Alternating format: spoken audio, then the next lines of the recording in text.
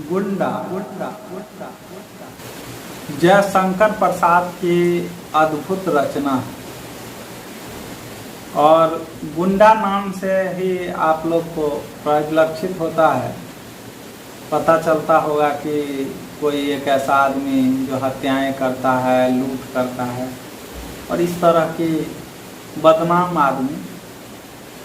तो कहानी तो कुछ उसी तरह के लोगों की है, लेकिन थोड़ा अलग सा कैरेक्टर है।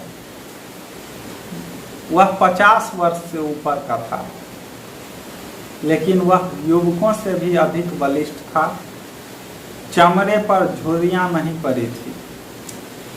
वर्षा की झड़ी में, पूस की रातों में, छाया में, कड़कती हुई जेठ की धूप में नंगे शरीर घूमने में वह सुख महसूस करता था।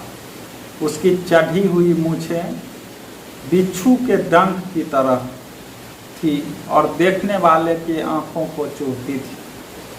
उसका सांवला रंग सांप की तरह चिकना और चमकीला था। उसकी नागपुरी धोती का लाल रेशमी किनारा दूर से ही आकर्षित करता था। कमर में बनारसी सेल्हे का फेटा, जिसकी सीप की मूठ का बिछुआ खुसा रहता था। तो सीप जो होता है, मोती जिससे बनता है, उसका एक मूठ लगा हुआ था और उसमें बिछुआ, जिसको कहते हैं चाकू, एक चाकू उस तरह का जो थोड़ा तिरछा सा चाकू, उसी को चाकू कहते हैं, वो चाकू रखता था।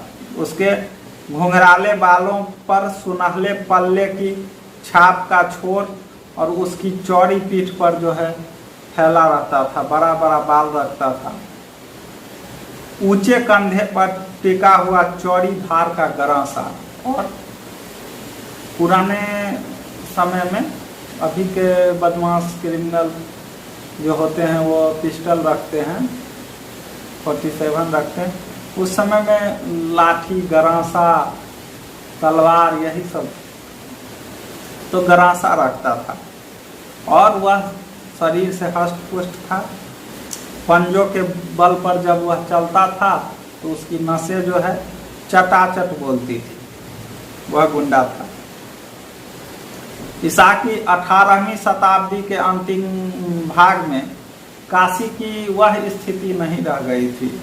काशी की पहले जो स्थिति थी, जिसमें उपनिषद के अजात शत्रु की परिषद में ब्रह्म विद्या सीखने के लिए लोग आते थे, विद्वान ब्रह्मचारी लोग आते थे। गौतम बुद्ध और शंकराचार्य के धर्म दर्शन के बाद विवाद होते थे। लेकिन नए दौर में क्या हुआ, तपस्वियों का वध होने लगा।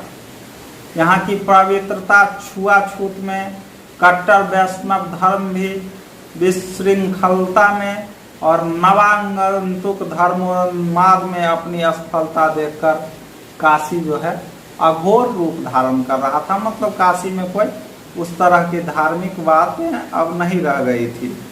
उस समय समस्त न्याय बुद्धिवाद को शस्त्र बल के सामने झुकते देखकर काशी के विच्छिन्न और निराश नागरिक जीवन ने एक नवीन संप्रदाय की सृष्टि की। और वो नया संप्रदाय क्या था? वीरता जिसका धर्म था, अपनी बात पर मिटना, सिंह वृत्ति से जीविका ग्रहण करना।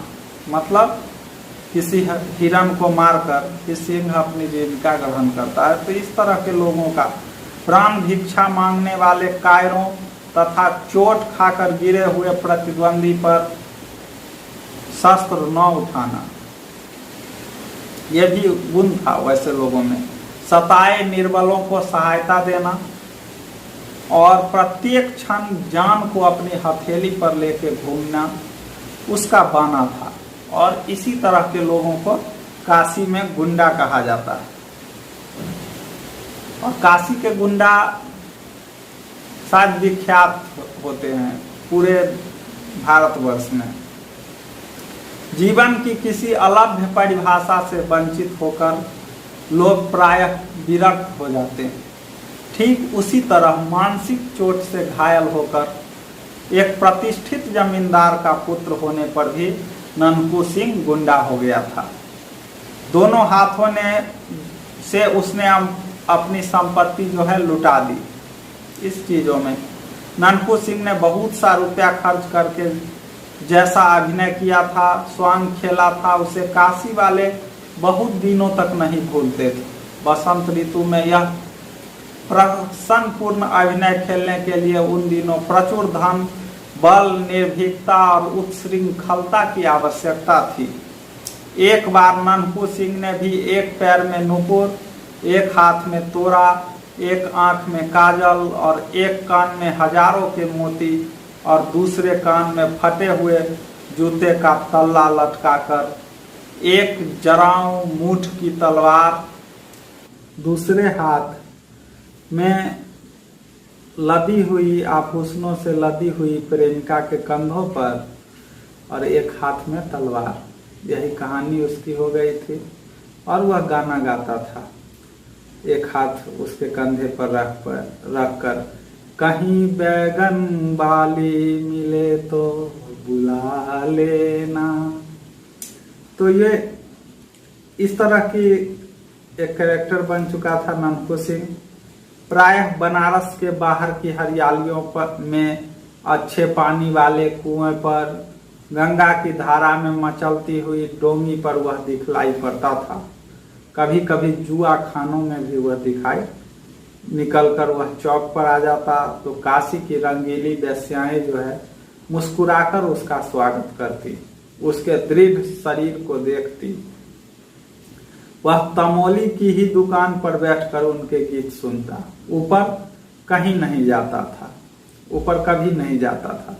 मतलब ननकू सिंह एक चरित्रवान गुंडा है। तो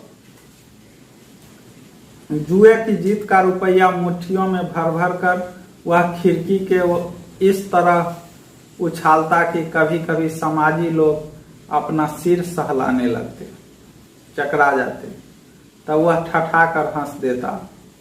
जब कभी लोग कोठे के ऊपर चलने के लिए कहते तो वह उदासी की सांस खींचकर चुप हो जाता। इसमें लेखक एक दृष्टिकोण दिखाना चाह रहा है, जो सामाजिक लोग भी कुछ वैश्यालय जाते हैं, चुपचाप जाते हैं, और इस तरह का गुंडा होकर भी वह वैश्यालय में नहीं जाता था। तो ये उसका चरित्र था। वह अभी बंसी के जुआ खाने से निकला था। आज उसकी कौड़ी ने साथ न दिया। 16 परियों के नृत्य में उसका मन जो है नहीं लगा। आज मन्नू तमोली की दुकान पर बैठते हुए उसने कहा, आज शायद अच्छी न रही मन्नू। तो मन्नू का जो दुकान था, मन्नू कहता है, क्यों मालिक, चिंता किस बात की है? हम लोग किस दिन के लिए हैं? सब आप ही का तो है। तो ननकू सिंह कहता है, अरे बुद्धू ही रहे तुम। ननकू सिंह जिस दिन किसी से लेकर जुआ खेलने लगे उसी दिन समझना वह मर गए। तुम जानते नहीं मैं जुआ खेलने कब जाता हूँ? जब मेरे पास एक पैसा नहीं रहता। उस दिन नाल पर पहुंचते ही जिधर बड़ी ढेरी रहती है उसी को बदता हूँ और फिर वही दाव आता भी है। बाबा कीना राम का यह वरदान है। तब आज क्यों मालिक, आज क्यों हार गए? पहला दाव तो आया ही, फिर 2-4 हाथ बदने पर सब निकल गया।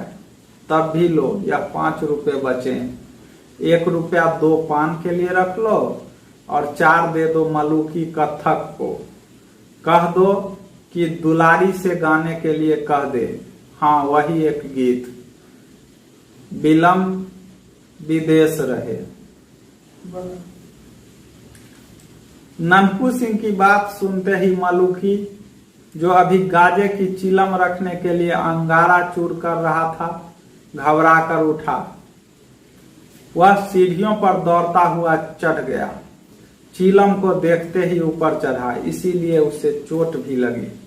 पर ननकू सिंह की भ्रुकुटी देखने की शक्ति उसमें कहाँ। मतलब ननकू सिंह अगर तेज आंख से उसे देख ले तो वह बहुत डरता था ननकू सिंह से। तो उन्हें उसे ननकू सिंह की वह मूर्ति न भूली थी। वह ननकू सिंह का वह नहीं भूल पाया था जब इसी पान की दुकान पर जुआ खाने से जीता हुआ था ननकू सिंह और रुपये से भरा गठली लिए वह बैठा था। दूर से बोधी सिंह की बारात का बाजा बजता हुआ आ रहा था। ननकू ने पूछा, यह किसकी बारात है? तो ठाकुर बोधी सिंह के लड़के की। मन्नू के इतना कहते ही ननकू के ओठ फरकने लगे। उसने कहा, मन्नू यह नहीं हो सकता, आज इधर से बारात न जाएगी। बोधी सिंह हमसे निपट कर तब बारात इधर से ले जा सकेंगे। मन्नू ने कहा, तब मालिक मैं क्या करूं? ननकू गरासा कंधे पर से और ऊंचा करके मलुकी से बोला, मलुकिया देखता है, अभी जा ठाकुर से कह दे कि बाबू ननकू सिंह आज यहीं लगाने के लिए खड़े हैं, समझ कर आवे, लड़के की बारात है। मलुकिया कांपता हुआ ठाकुर बोधी सिंह के पास गया। बोधी सिंह और ननकू से 5 वर्ष से सामना नहीं हुआ था। किसी दिन नाल पर कुछ बातों में ही कहा सुनी होकर बीच बचाव हो गया था, फिर सामना नहीं हो सका। आज नन्हू को जान पर खेलकर अकेला खड़ा है। बोधी सिंह भी उस आन को समझते थे। उन्होंने मलुकी से कहा, जा बे कह दे, हमको क्या मालूम कि बाबू साहब वहां खड़े हैं। जब वह हैं ही तो 2 समधी जाने क्या काम। बोधी सिंह लौट गए और मलुकी के कंधे पर झोरा लाद कर बाजे के आगे ननकू सिंह बारात लेकर गए। ब्याह में जो कुछ लगा खर्च किया। ब्याह कराकर तब दूसरे दिन इसी दुकान पर आकर रुक गए। लड़के को और उसकी बारात को उसके घर भेज दिया। मतलब ननकू सिंह जिसके साथ शादी करवाना चाहते थे उस लड़के का, तो दूसरा कोई जो था, वो जो बोधी सिंह था, वो अपने लड़के की शादी कराना चाहते थे। लेकिन ननकू सिंह अड़ गए, तो ननकू सिंह के डर से उन्होंने ये चीज मन्नू को, मलुकी को पता था। मलुकी को भी 10 रुपया मिला था उस दिन। फिर ननकू सिंह की बात सुनकर बैठे रहना और यमराज को न्योता देना एक ही बात थी। उसने जाकर दुलारी से कहा, हम ठेका लगा रहे हैं, तुम गाओ जब तक बल्लू सारंगी वाला पानी पीकर आता है। सारंगी वाला था पान, मतलब वो सारंगी बजाता था और साथ में दुलारी जो है गाती थी, गाने वाली थी। बाप रे, कोई आफत आई है क्या बाबू साहब? सलाम कहकर दुलारी ने खिड़की से मुस्कुराकर झांका था कि ननकू सिंह उसके सलाम का जवाब देकर दूसरे एक आने वाले को देखने लगे। लेकिन एक अजीब सी घटना घटती है अभी थोड़ी देर में, आप लोग सुनते रहिएगा।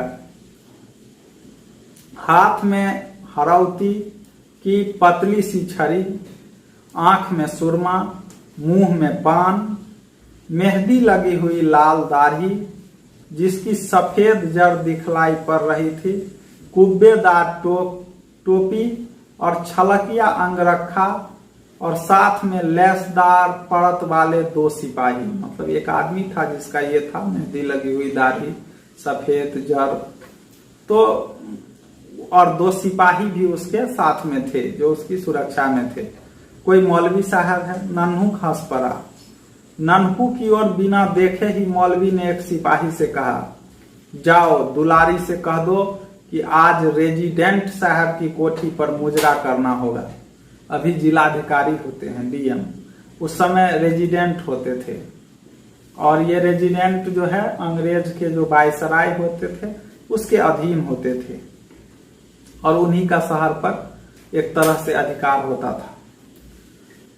अभी चले, देखो तब तक हम जान अली से कुछ इत्र ले रहे हैं। और वो जो दाढ़ी वाला मुसलमान थे, मौलवी साहब थे, वो इत्र ले रहे थे। तब तक सिपाही ऊपर चढ़ रहा था और मौलवी दूसरी ओर चले थे कि नन्हुक ने ललकार कर कहा, दुलारी, हम कब तक यहाँ बैठे रहें?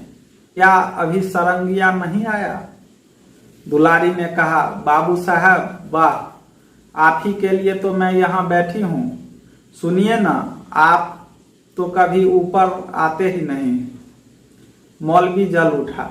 उसने करक कर कहा, चौबदार, अभी वह सुगर की बच्ची उतरी नहीं। जाओ कोतवाल के पास मेरा नाम लेकर कहो कि मौलवी अलाउद्दीन कुबरा ने बुलाया है, आकर उसकी मरम्मत करे। देखता हूं तो जब से नवाबी गई है इन काफिरों की मस्ती बढ़ गई है। मतलब वो मौलवी साहब ने इस तरह का हुक्म अपने मातहत सिपाही को दिया। कुबरा मौलवी, बाप रे, कुबरा मौलवी से सब लोग डरते थे। तमोली अपनी दुकान संभालने लगा। पास ही एक दुकान पर बैठकर ऊँघता हुआ बजाज चौंक कर सिर में चोट खा गया। इसी मौलवी ने तो महाराज चेत सिंह से 3.5 सेर चीटी के सिर का तेल मांगा था। मतलब उसकी नवाबी थी एक समय, तो उसने चीटी के सिर का तेल, यहाँ के जो महाराज थे चेत सिंह, उनसे चीटी का तेल मांगा था। सोच लीजिए, मौलवी अलाउद्दीन कुबरा। बाजार में हलचल मच गई। नानकू सिंह ने मन्नू से कहा, क्यों चुपचाप बैठोगे नहीं? दुलारी से कहा, वहीं से बाई जी, इधर उधर हिलने का काम नहीं, तुम गाओ। ननकू सिंह कहता है कि तुम गाओ, हमने ऐसे घसियारे बहुत से देखे हैं। अभी कल रमल के पासे फेंक कर अधेला अधेला मांगता था, आज चला है रौब गांठने। अब कुबरा ने घूमकर उसकी ओर देखा और कहा, कौन है यह पाजी? पाजी बदमाश को कहा जाता है। कौन है यह बदमाश? तो तुम्हारे चाचा बाबू ननकू सिंह, ऐसा कहते हुए एक झापर, बनारसी झापर ननकू सिंह ने दे मारा उस मौलवी को। कुबरा का सिर जो है पूरा घूम गया। लैस के परतले वाले सिपाही जो उसके साथ थे, जो डंडे रखे हुए थे, वो सब भाग चले। मौलवी साहब चौंधिया कर जान अली की दुकान पर लड़खड़ाते गिरते पड़ते किसी तरह पहुंच गए। जान अली ने मौलवी से कहा, मौलवी साहब, भला आप उस गुंडे के मुंह लगने गए? आप उसको नहीं जानते। यह कहिए उसने गरासा नहीं तौल दिया। कुबरा के मुंह से बोली नहीं निकल रही थी। उधर दुलारी गा रही थी, बलम विदेश रहे। गाना पूरा हुआ, कोई आया गया नहीं। तब ननकू सिंह धीरे धीरे टहलता हुआ दूसरी ओर चला गया। थोड़ी देर में एक डोली रेशमी पर्दे से ढकी हुई आई। साथ में एक चौबदार था, मतलब सिपाही था। उसने दुलारी को राजमाता पन्ना की आज्ञा सुनाई। दुलारी चुपचाप डोली पर जा बैठी। डोली धूल और संध्या काल के धुएं से भरी हुई बनारस की तंग गलियों से होकर शिवालय घाट की ओर चली। अब आगे का कथानक इस प्रकार है। जो श्रावण का अंतिम सोमवार था, राजमाता पन्ना शिवालय में बैठकर पूजन कर रही थी। दुलारी बाहर बैठी कुछ अन्य गाने वालियों के साथ भजन गा रही थी। आरती हो जाने पर फूल की अंजलि बिखेर कर पन्ना ने भक्ति भाव से देवता के चरणों में प्रणाम किया। फिर प्रसाद लेकर बाहर आते ही उन्होंने दुलारी को देखा। जो राजमाता थी, पन्ना जो थी, वो दुलारी से भी भजन ही सुनती थी। दुलारी एक गायिका थी, वेश्या भी थी, लेकिन वह गाती बहुत अच्छा थी, तो उससे गाना सुनती थी। तो उसने देरी का आज कारण पूछा, तो उसने खड़ी होकर कहा, मैं पहले ही पहुंच जाती, क्या करूं? कुबरा मौलवी आकर रेजिडेंट की कोठी पर जाने को कहने लगा। घंटों इसी झंझट में बीत गया सरकार। कुबरा मौलवी, जहां सुनती हूं उसी का नाम सुना है। उसने यहां भी आकर कुछ इस तरह से और बातें अधूरी छोड़कर राजमाता ने फिर से कहा, हाँ तब फिर क्या हुआ, तुम यहाँ कैसे आ सकी जब कुबरा मुलवी उधर लेने के लिए आया था। तो उसने जवाब देता है, बाबू ननकू सिंह इधर से आ गए। मैंने कहा सरकार की पूजा पर मुझे भजन गाने को जाना है और यह जाने नहीं दे रहा है। उन्होंने मौलवी को ऐसा झापर लगाया कि उसकी हेकड़ी भूल गई और तब जाकर मुझे किसी तरह यहाँ आने की छुट्टी मिली। कौन बाबू ननकू सिंह? दुलारी ने सिर नीचा करके कहा, अरे क्या सरकार को नहीं मालूम, बाबू निरंजन सिंह के लड़के। उस दिन जब मैं बहुत छोटी थी, आपकी बाड़ी में झूला झूल रही थी, तब नवाब की हाथी बिगड़ कर आ गया था। बाबू निरंजन सिंह के कुंवर ने ही तो उस दिन हम लोगों की रक्षा की थी। जब ननकू सिंह बचपन का एक स्मरण था, ये राजमाता को यह स्मरण हो पाया। फिर उन्होंने अपने आप को संभाल कर पूछा, बाबू ननकू सिंह उधर कैसे आ गए? तो दुलारी ने मुस्कुराकर सिर नीचा कर लिया। दुलारी राजमाता पन्ना के पिता की जमींदारी में रहने वाली वेश्या थी। कितनी बार झूले हिंडोले अपने बचपन में पन्ना झूल चुकी थी। वह बचपन से ही गाने में सुरीली थी, सुंदरी होने पर चंचल भी थी। पन्ना जब काशी राज की माता थी, तब दुलारी काशी की प्रसिद्ध गाने वाली थी। राजमहल में उसका गाना बजाना हुआ ही करता। महाराजा बलवंत सिंह के समय ही संगीत पन्ना के जीवन का आवश्यक अंग था। हाँ, अब प्रेम, दुख और दर्द भरी विरह के गीत जो है राजमाता सुनती थी और उससे अधिक रुचि न थी। अब सात्विक भावपूर्ण भजन होता था। राजमाता पन्ना का वैधव्य से दीप्त शांत मुखमंडल कुछ मलिन हो गया। बड़ी रानी का सापत्न ज्वाला बलवंत सिंह के मर जाने पर भी नहीं बुझी। बड़ी रानी जो थी वो ज्वाला बलवंत सिंह के मर जाने के बाद भी इस तरह से कलह करती थी। अंतःपुर कलह का रंगमंच बना था।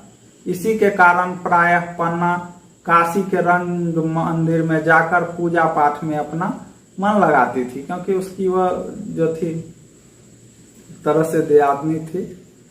रामनगर में उसको चैन नहीं मिलता। नई रानी होने के कारण बलवंत सिंह की प्रेयसी होने का गौरव तो उसे था ही, साथ में पुत्र उत्पन्न करने का सौभाग्य भी मिला। तो ये चीज फिर भी असवर्णता का सामाजिक दोष उसके हृदय को व्यथित किया करता था पन्ना के।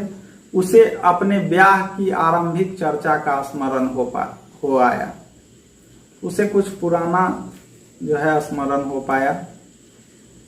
छोटे से मर्ज पर बैठी गंगा की उमड़ती हुई धारा को पन्ना अन्य मनस्क होकर देखने लगी। उस बात को जो अतीत में एक बार हाथ से अनजाने में खिसक जाने वाली वस्तु की तरह गुम हो गई हो। सोचने का कोई कारण नहीं, उससे कुछ बनता बिगड़ता भी नहीं, परंतु मानव स्वभाव हिसाब रखने की प्रथानुसार कभी कभी बैठता है कि यदि वह बात हो गई होती तो, क्योंकि इनका कुछ ननकू सिंह से रिश्ता होने वाला था। ठीक इसी तरह पन्ना भी राजा बलवंत सिंह द्वारा बलपूर्वक रानी बनाए जाने के पहले की संभावना को सोचने लगी। लेकिन ननकू सिंह से तो था, लेकिन उसे बलवंत सिंह ने जबरदस्ती शादी कर ली थी। सो भी बाबू ननकू सिंह का नाम सुन लेने पर गेंदा मुहलगी दासी थी। वह पन्ना के साथ उस दिन से है जिस दिन से पन्ना बलवंत सिंह की प्रेयसी थी। राज्य भर का अनुसंधान उसी के द्वारा, मतलब राज्य भर का सारी कहानी कथा वो सुनाती रहती थी। उसने महारानी ननकू सिंह अपनी सब जमींदारी का स्वांग भैंसों की लड़ाई, घुड़दौड़ और गाने बजाने में उड़ाकर अब डाकू हो गया है। उसने इस तरह की बात कही। जितने खून होते हैं सब में उसी का हाथ रहता है, जितनी हत्याएं होती है। उसे रोक कर दुलारी ने कहा, तब दुलारी जो गाने वाली थी उसने रोक कर कहा, यह झूठ है। बाबू साहब के ऐसा धर्मात्मा तो कोई है ही नहीं।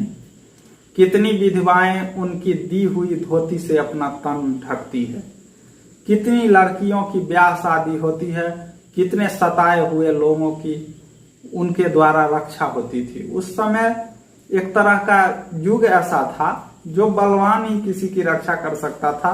उस समय एक तरह से तो अंग्रेज का शासन था और फिर राजे रजवाड़े, तो कमजोर को सब सताते थे। रानी पन्ना के हृदय में एक तरलता उद्वेलित हुई। उन्होंने हंसकर कहा, दुलारी वे तेरे यहाँ आते हैं ना, इसी से तू उनकी बड़ाई करती है। उसको लगा जो इस वेश्या के यहाँ शायद आना जाना रहता है ननकू सिंह का, इसीलिए ये बड़ाई कर रही है। लेकिन वेश्या ने कहा, नहीं सरकार, शपथ खाकर कह सकती हूँ कि बाबू ननकू सिंह ने आज तक कभी मेरे कोठे पर पैर नहीं रखा। तो अब इस तरह का चरित्र था और एक तरह से गुंडा का एक चरित्र इस तरह का भी होना चाहिए।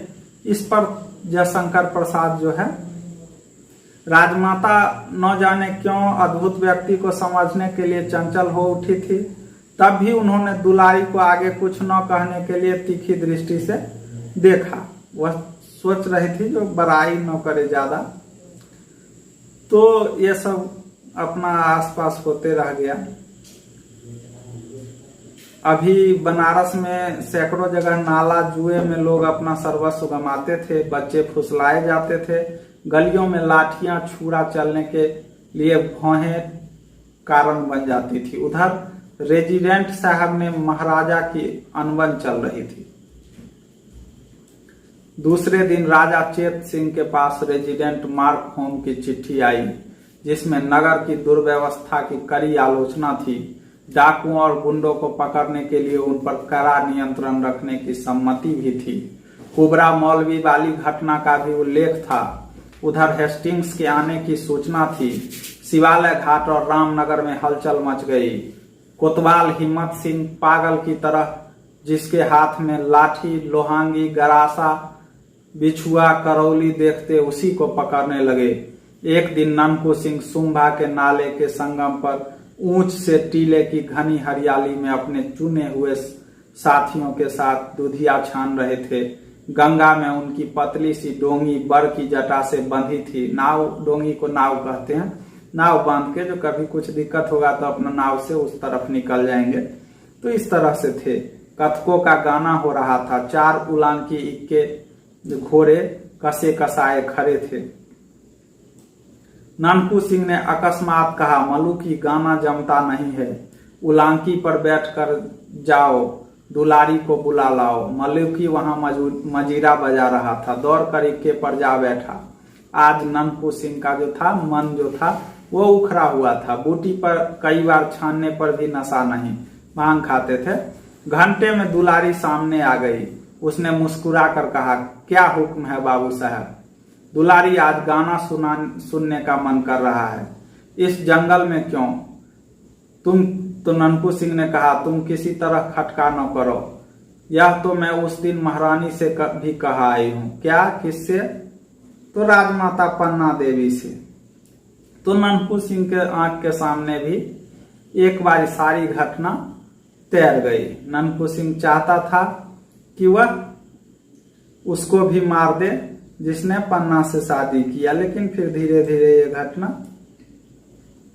तो ननकू सिंह से जो है दुलारी पूछती है, मैं कुछ पूछने आई हूं, तो क्या यही कि कभी तुम्हारे हृदय में? तो ननकू सिंह कहता है, उसे न पूछो। हृदय को बेकार ही समझ कर तो उसे हाथ में लिए फिर रहा हूं। कोई कुछ कर देता, कुचलता, चीरता, उछालता, मर जाने के लिए सब कुछ तो करता हूं, पर मरने नहीं पाता हूं। तो दुलारी बोलती है, मरने के लिए भी कहीं खोजने जाना पड़ता है। आपको काशी का क्या हाल मालूम है?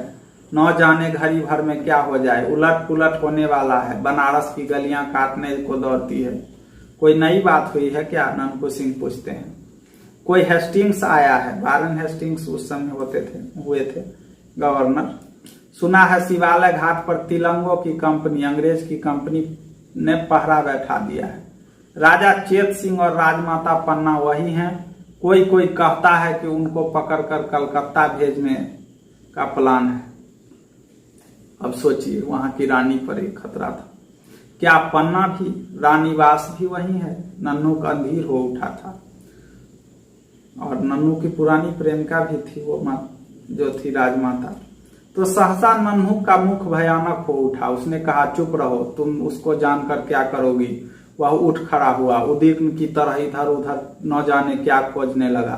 फिर स्थिर होकर उसने कहा, दुलारी, जीवन में आज यह पहला दिन है कि एकांत रात में एक स्त्री मेरे पलंग पर आकर बैठ गई है और मैं चिरकुमार अपनी एक प्रतिज्ञा का निर्वाह करने के लिए सैकड़ों असत्य अपराध करता फिर रहा हूं। क्यों? तुम जानती हो मैं स्त्रियों का घोर विरोधी हूं। और पन्ना, उसका क्या अपराध? अत्याचारी बलवंत सिंह को तो मैं न मार सका, किंतु पन्ना उसे पकड़कर गोरे कलकत्ते भेज देंगे। वहीं नन्हुक सिंह उन्मत्त हो उठा। दुलारी ने देखा, नन्हुक अंधकार में ही वट वृक्ष के नीचे पहुंचा और गंगा की उमड़ती हुई धारा में डोंगी खोल दी। उसी घने अंधकार में दुलारी का हृदय कांप उठता है। अब आगे की घटना और महत्वपूर्ण होने वाली है। 16 अगस्त सन 1981 को काशी डबाडोल हो रही थी। शिवालय घाट में राजा चेत सिंह लेफ्टिनेंट स्टाकर के पहरे में थे। नगर में आतंक था, दुकानें बंद थी। घरों में बच्चे अपनी माँ से पूछते थे, आज हलवा वाला नहीं आया? वह कहती, चुप बेटे, सड़कें सुनी पड़ी थी। तिलंगों की कंपनी के आगे कुबरा मौलवी कभी कभी आता जाता दिखाई पड़ता था। उस समय खुली हुई खिड़कियां बंद हो जाती थी। भय और सन्नाटे का राज था। चौक में चेथरू सिंह की हवेली अपने भीतर काशी की वीरता को बंद किए कोतवाल का अभिनय कर रही थी। इसी समय किसी ने पुकारा, हिम्मत सिंह। खिड़की से सिर निकालकर हिम्मत सिंह ने पूछा, कौन? जवाब आता है, बाबू नन्हू सिंह। हिम्मत सिंह कोतवाल था नगर का और कारापाल भी था, एक तरह से समझिए तो। अच्छा, तुम बाहर ही हो?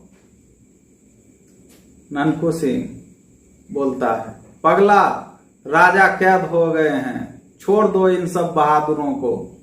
हम एक बार इनको लेकर शिवालय घाट पर जाएं। ठहरो ठहरो, हिम्मत सिंह ने कुछ आज्ञा दी। सिपाही बाहर निकले। नन्हू की तलवार चमक उठी। मतलब हिम्मत सिंह गिरफ्तार करना चाहता था, लेकिन नन्हू की तलवार चमक उठी। सिपाही भीतर भागे। नन्हू ने कहा, नमक हरामो, चूड़ियां पहन लो। लोगों के देखते देखते नन्हू सिंह चला जाता है। कोतवाली के सामने फिर सन्नाटा हो गया।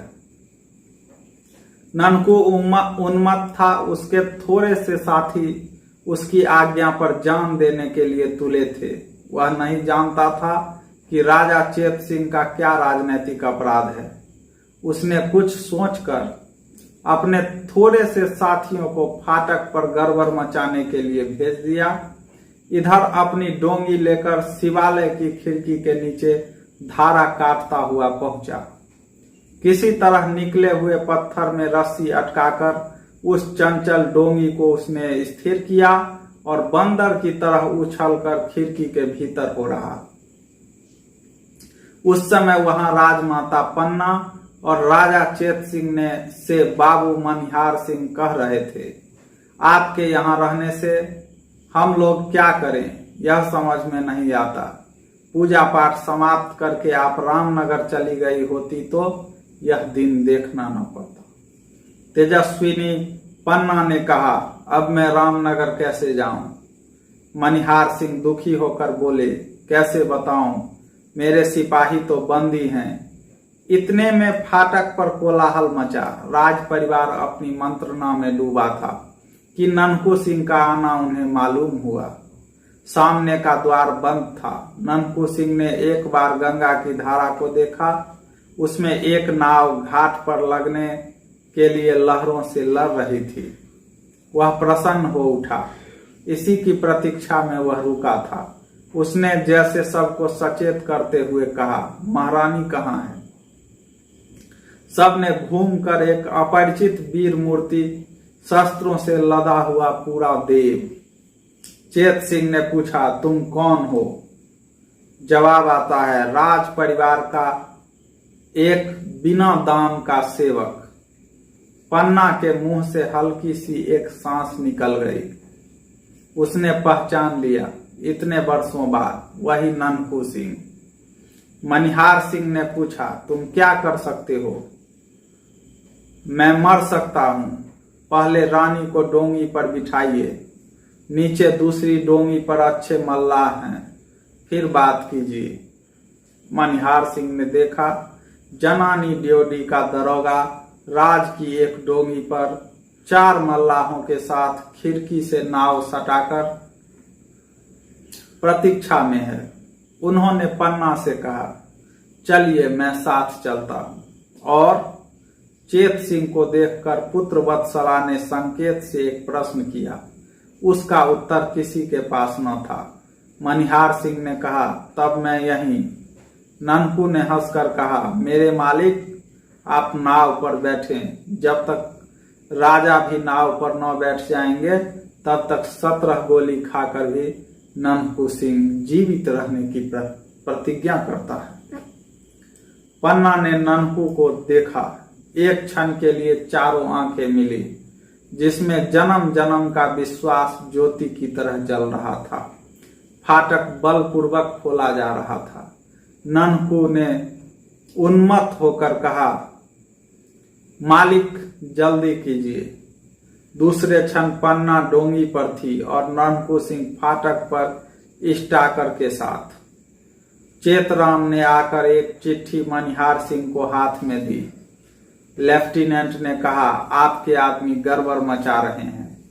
अब मैं अपने सिपाहियों को गोली चलाने से नहीं रोक सकता। मनिहार सिंह ने हंसकर कहा, मेरे सिपाही यहाँ कहाँ हैं साहब? बाहर कोलाहल बढ़ने लगा। चेतराम ने कहा, पहले चेत सिंह को कैद कीजिए। कौन ऐसी हिम्मत करता है? करक कर कहते हुए बाबू मनिहार सिंह ने तलवार खींच ली।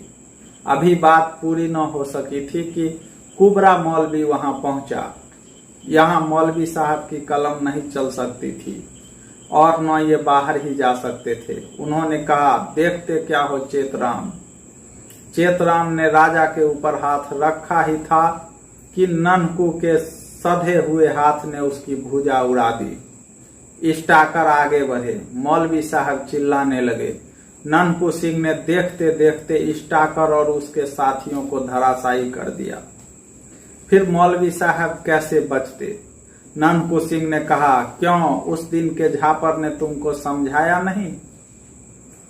पाजी कहकर ऐसा जनेवा मारा कि कुबरा ढेर हो गया। कुछ ही क्षणों में यह भीषण घटना हो गई जिसके लिए अभी कोई प्रस्तुत न था। ननकू सिंह ने ललकार कर चेत सिंह से कहा, आप क्या देखते हैं? उतरिए डोंगी पर। उसके घाव से रक्त के फुहारे छूट रहे थे। उधर फाटक से तिलंगे भीतर आने लगे। तिलंगे मतलब अंग्रेज के सिपाही। चेत सिंह ने खिड़की से उतरते हुए देखा कि 20 तिलंगों की संगीनों में वह अविचल खड़ा होकर तलवार चला रहा है। ननकू के चट्टान सदृश शरीर से गैरी की तरह रक्त की धारा बह रही थी, मतलब फव्वारे की तरह। गुंडे का एक एक अंग कटकर वहीं गिरने लगा। वह काशी का गुंडा था। और कहानी यही समाप्त होती है। फिर हम नई कहानी लेकर आप लोगों के बीच आएंगे। आप लोग निरंतर अपना मनोरंजन करिए और इसीलिए मैं, और ज्ञान भी वर्धन है इसमें, मनोरंजन भी है, ज्ञान वर्धन भी है। बराबर इसको देखते रहिए सिंगल विंडो ब्लॉग को।